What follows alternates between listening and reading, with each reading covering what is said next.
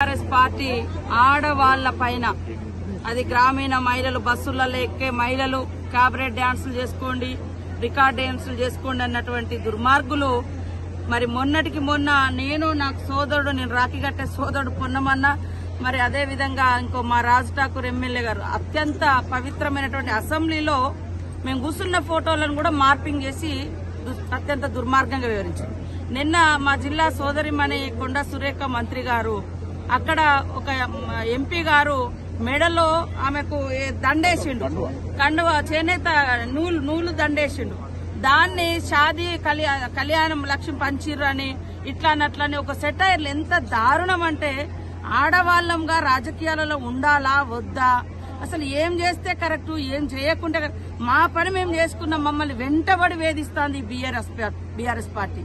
అరే మీ ఇళ్లలో ఆడకూతురు లేరా? ఇంత దుర్మార్గంగానా? నిన్న మొన్న కూడా సీఎం కుటుంబాన్ని వాళ్ళ పిల్లలను అట్లా వేధిస్తా ఉన్నారు. అంటే వీళ్ళు మనుషులు కాదా?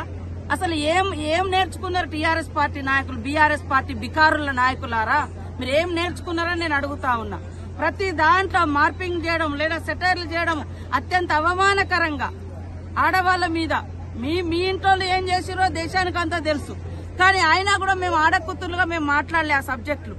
ఈ రోజు మరి మొన్నటికి మొన్న ఒక ఎమ్మెల్యే ఇగో గాజులు వేసుకొని అంటారు, గాజులు వేసుకున్న వాళ్ళందరూ ఇక్కడ పనికిరాట, వీళ్ళందరూ మరి ఎన్నో పనులు చేస్తున్నారు, అద్భుతాలు సృష్టిస్తున్నారు, ఈ దేశాన్ని ఏలినరు, ఇవాళ ప్రపంచాన్ని ఏలుతున్నారు.